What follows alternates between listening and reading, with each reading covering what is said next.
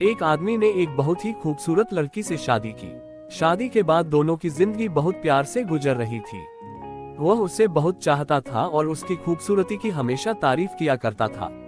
लेकिन कुछ महीनों के बाद लड़की चर्म रोग से ग्रसित हो गई और धीरे धीरे उसकी खूबसूरती जाने लगी।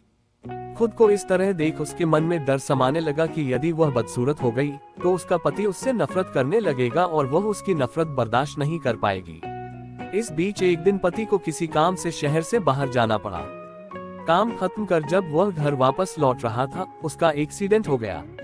उसने अपनी दोनों आंखें खो दी, लेकिन इसके बावजूद भी उन दोनों की जिंदगी सामान्य तरीके से आगे बढ़ती रही। समय गुजरता रहा और अपने चर्म रोग के कारण लड़की ने अपनी खूबसूरती पूरी तरह गंवा दी।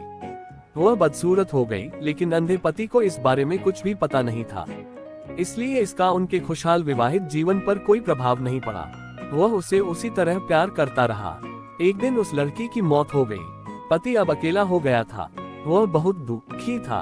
वह उस शहर को छोड़कर जाना चाहता था। उसने अंतिम संस्कार की सारी क्रिया विधि पूर्ण की और शहर छोड़कर जाने लगा। तभी एक आदमी ने पीछे से उसे पुकारा और पास आकर कहा, अब तुम बिना सहारे के अकेले कैसे चल पाओगे? इतने साल तो तुम्हारी पत्नी तुम्हारी मदद किया करती थी। पति ने जवाब दिया, दोस्त, मैं अंधा नहीं हूँ, मैं बस अंधा होने का नाटक कर रहा था, क्योंकि यदि मेरी पत्नी को पता चल जाता कि मैं उसकी बदसूरती देख सकता हूँ तो यह उसे उसके रोग से ज्यादा दर्द देता। इसलिए मैंने इतने साल अंधे होने का दिखावा किया। वह बहुत अच्छी पत्नी थी, मैं बस उसे खुश रखना चाहता था। खुश रहने के लिए हमें भी एक दूसरे की कमियों के प्रति आंखें बंद कर लेनी चाहिए और उन कमियों को नजरअंदाज कर देना